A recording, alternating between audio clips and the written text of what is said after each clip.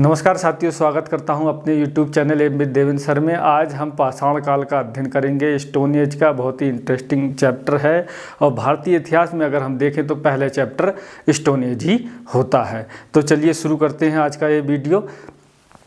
आज का वीडियो ये है कि पाषाण काल, स्टोन एज। मैं आपको बता दूं, स्टोन एज पढ़ने से पहले कुछ प्रमुख बातें मैं बता दूं कि आखिर इसका कालखंड या विभाजन किस तरीके से हुआ है। तो देखेंगे, एक जे थॉमसन नामक एक विद्वान हैं डेनमार्क के, उन्होंने कोपेनहेगन जो संग्रहालय है उसके अध्ययन सामग्री के आधार पर त्रियुगीय पद्धति का सिद्धांत दिया। उस त्रियुगीय पद्धति क्या है कि उसमें उसने 3 युग बताए। पहला है प्रस्तर युग यानी कि पत्थर का युग, जिसको स्टोन एज कहते हैं। दूसरा है कांस्य युग और तीसरा है लौह युग। ये 3 युग की उसने पद्धति दी थी। उसके बाद एक दूसरे विद्वान जॉन लुबाक नामक विद्वान ने स्टोन एज के बारे में 2 काल के बारे में इसके बारे में बताया था। पहला पुरापाषाण काल और दूसरा नवपाषाण काल। ये 2 कालों के बारे में उसने सर्वप्रथम चर्चा की, लेकिन मध्यपाषाण काल के बारे में उसने कोई जानकारी नहीं दी। लेकिन बाद में कुछ अन्य विद्वानों ने इस पर शोध किया और एक चीज़ निकल के आई कि पुरापाषाण काल और नवपाषाण काल के बीच एक संक्रमण काल की अवस्था भी थी, जिसको हम मध्यपाषाण काल कहते हैं। ठीक है, ये कुछ मुख्य बातें हैं, इसको हमें समझना बहुत ही ज़रूरी है। तो देखेंगे, जैसा कि आप देख रहे हैं इसमें बोर्ड पर, कि पाषाण काल को मुख्यतया 3 भागों में बांटा गया है, यानी कि इसके 3 भाग हैं। पहला है पुरापाषाण काल, जिसको इंग्लिश में बोलते हैं पैलियोलिथिक एज। दूसरा है मध्यपाषाण काल, इसको बोलते हैं मेसोलिथिक एज। और तीसरा है नवपाषाण काल, इसको बोलते हैं नियोलिथिक एज। देखेंगे इसमें कि इनका जो है समय अवधि क्या है। तो पुरापाषाण काल जो है, इसकी समय अवधि है 5 लाख ईसा पूर्व से लेकर 10,000 ईसा पूर्व।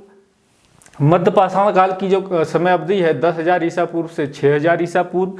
और नवपाषाण काल की जो समय अवधि है 6,000 ईसा पूर्व के पश्चात तक। आपको मैं एक चीज़ और बता दूं कि ईसा पूर्व को हम बीसी बोलते हैं, बीसी। ठीक है, इसका मतलब होता है बिफोर क्राइस्ट, यानी कि ईसा मसीह के जन्म के पहले का समय। और ईसवी को बोलते हैं हम एडी। ठीक है, जहाँ से ईसवी का समय शुरू होता है एडी, इसको बोलते हैं एनो डोमिनो। यानी कि ऐसा माना जाता है कि पहली ईसवी को ईसा मसीह का जन्म हुआ तो उसको हम एडी कहते हैं, और ईसा मसीह के पहले वाले जो समय को वीसी बोलते हैं, यानी कि बिफोर क्राइस्ट, यानी कि ईसा मसीह के जन्म से पहले का जो समय है। तो ये जो हम देखते हैं पाषाण काल ईसा पूर्व में ही आता है। ठीक है, यानी कि ईसा मसीह के जन्म के पहले का ये समय है। ठीक है, तो यहाँ पे 3 एक जो है काल समझ गए होंगे, पुरापाषाण काल, मध्यपाषाण काल और नवपाषाण काल। ये विभाजन का कारण है क्या? दरअसल में विभाजन का कारण है तकनीकी, है ना, तकनीकी विकास के आधार पर और जलवायु परिवर्तन के आधार पर ये 3 खंड बनाए गए हैं, या 3 जो है पाषाण काल को 3 भागों में बांटा गया है। तो हम देखेंगे कि भाई पुरापाषाण काल को भी क्या किया गया है, 3 भागों में बांटा है। सबसे पहले जो है एडवर्ड लार्टेट नामक एक विद्वान है, एडवर्ड लार्टेट नामक एक विद्वान है, उन्होंने पुरापाषाण काल को 3 भागों में बांटा। पहला उन्होंने कहा निम्न पुरापाषाण काल, ये 5 लाख से 50,000 ईसा पूर्व तक इसका समय है। दूसरा है मध्य पुरापाषाण काल, यह 50,000 ईसा पूर्व से 40,000 ईसा पूर्व तक का समय है। और तीसरा है उच्च पुरापाषाण काल, यानी कि 40,000 ईसा पूर्व से लेकर 10,000 ईसा पूर्व तक का समय। तो आज हम जो पुरापाषाण काल है, यानी कि पैलियोलिथिक एज, इसके बारे में ही हम अध्ययन करेंगे।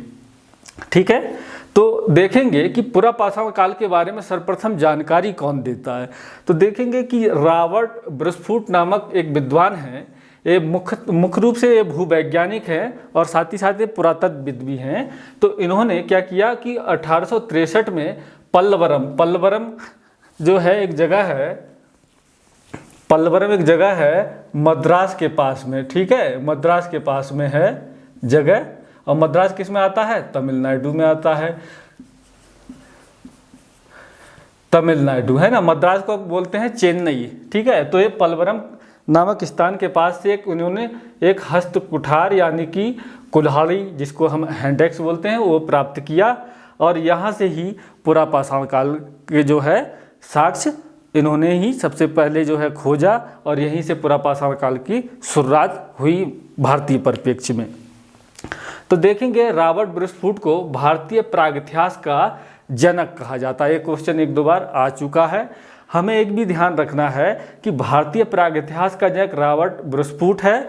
तो जो भारतीय पुरातत्व का जनक है, भारतीय पुरातत्व का जनक है ए कनिंघम। ए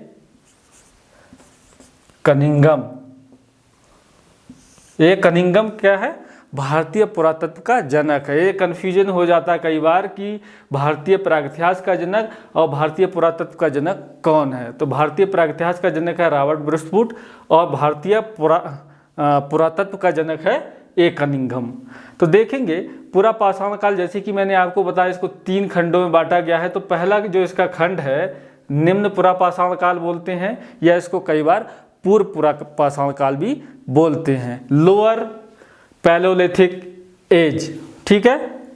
तो देखेंगे कि सर्वप्रथम निम्न पुरापाषाण काल के विषय में जानकारी कौन देता है कि 1928 में डीएन वाडिया नामक एक व्यक्ति हैं, वो सोहन घाटी, ये दरअसल में कहाँ पर है सोहन घाटी?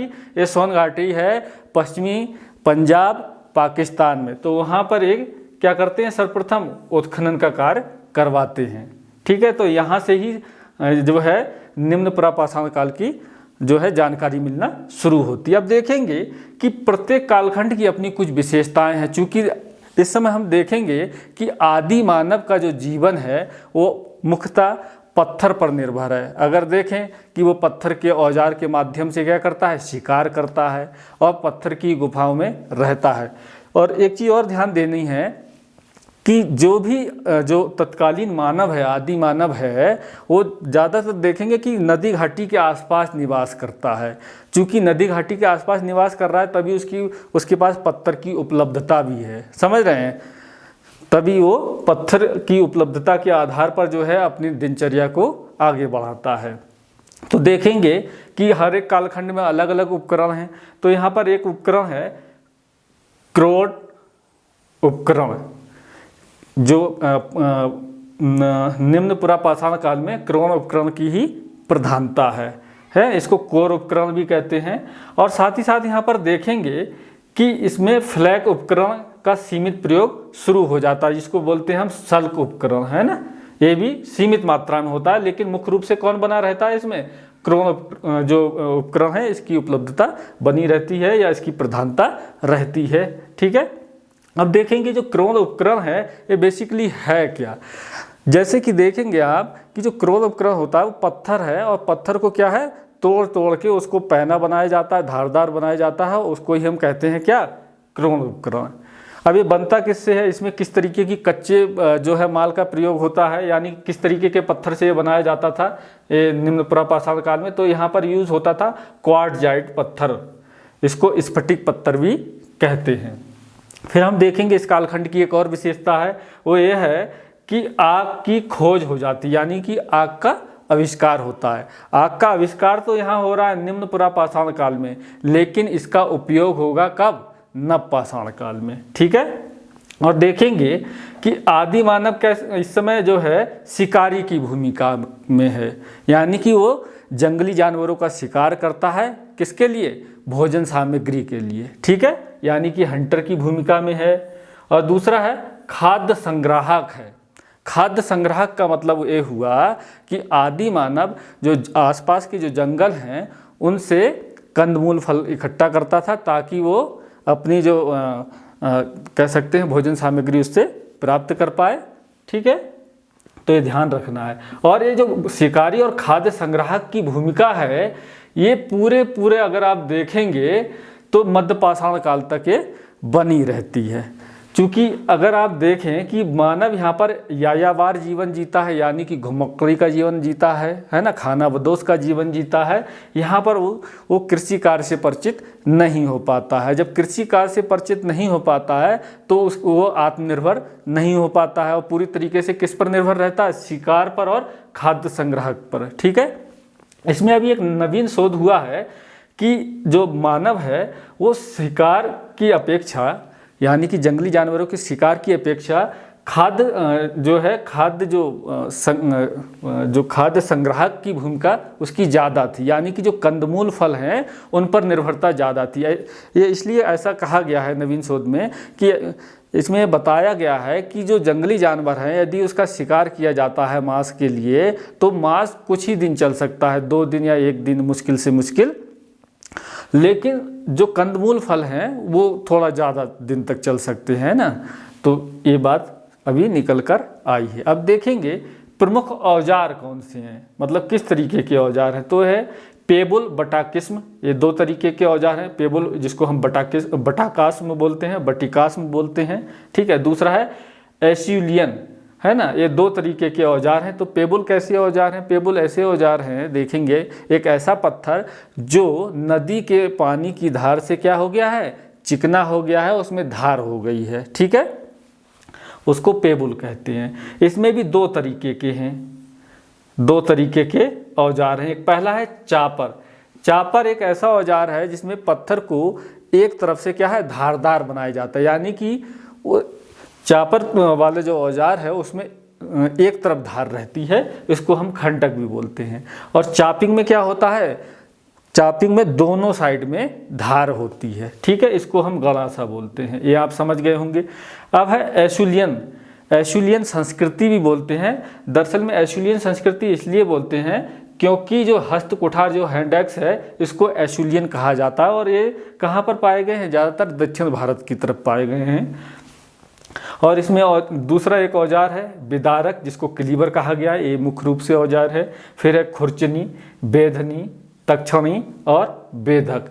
कुछ छोटे छोटे औजार भी हैं, जैसे खुरचनी क्या है, खुरचनी का यूज़ होता था जानवर की खाल को निकालने के लिए। ठीक है, ये आप समझ गए होंगे।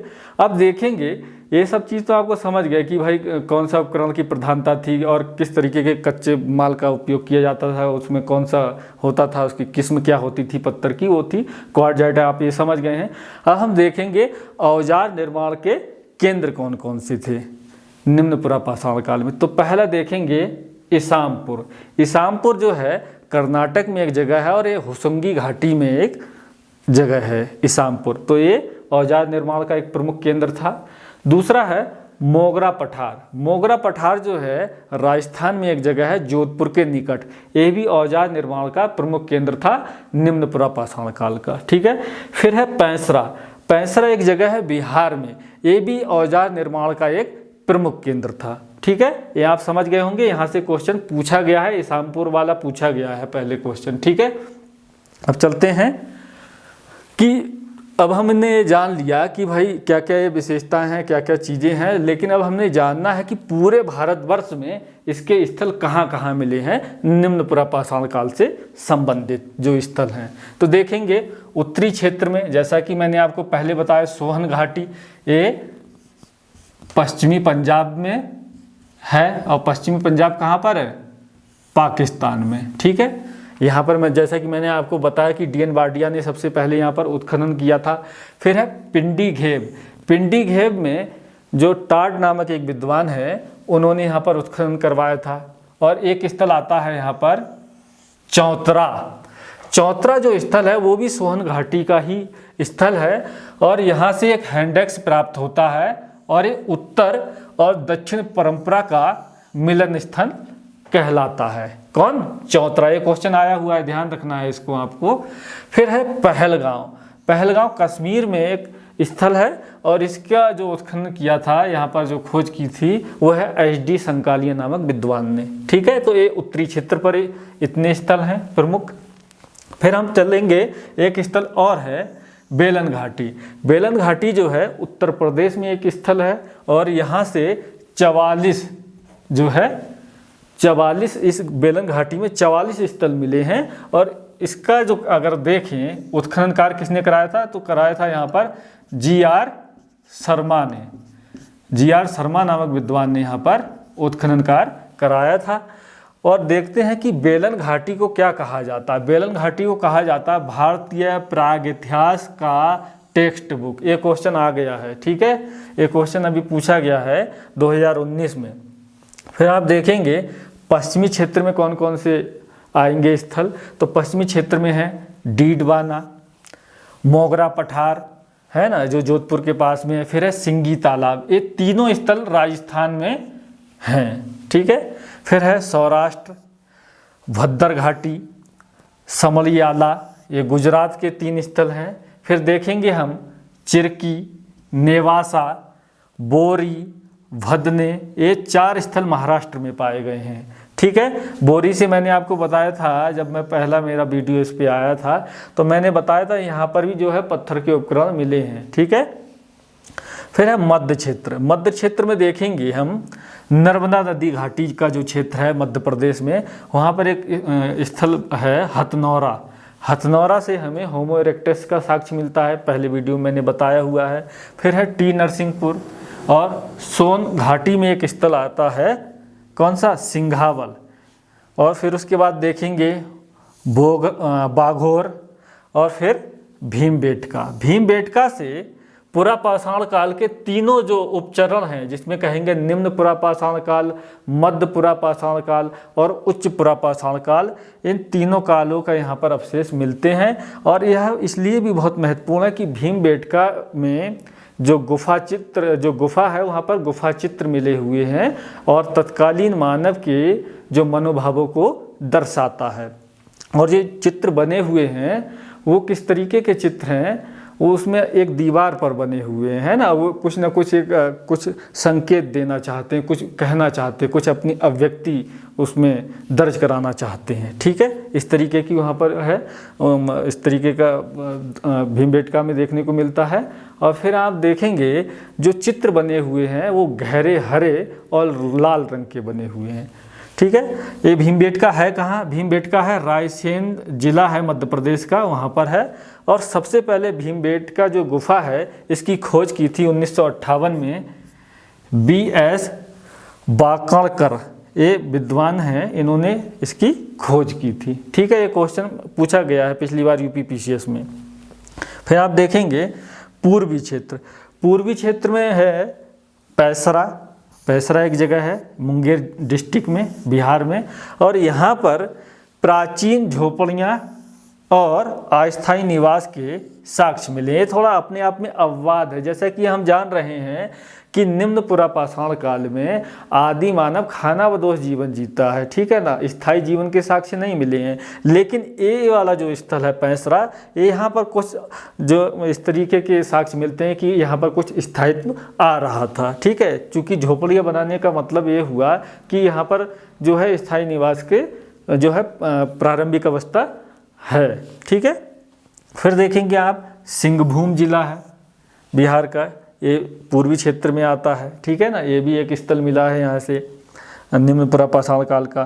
फिर आप देखेंगे पश्चिम बंगाल के कुछ जो है स्थल हैं इसमें, जैसे बांकुड़ा है, पुरुलिया है, वीरभूमि है, मिदनापुर है, ये सब पश्चिम बंगाल के स्थल हैं निम्न पुरापाषाण काल से संबंधित। फिर हम चलते हैं दक्षिण क्षेत्र में। दक्षिण क्षेत्र में अगर हम देखें तो हुसुंगी घाटी है ना, हुसुंगी घाटी, ईशामपुर। फिर है मलप्रभा और घटप्रभा घाटी जो है ये कर्नाटक में, ये यहाँ से स्थल मिले हैं निम्न पुरापाषाण काल के।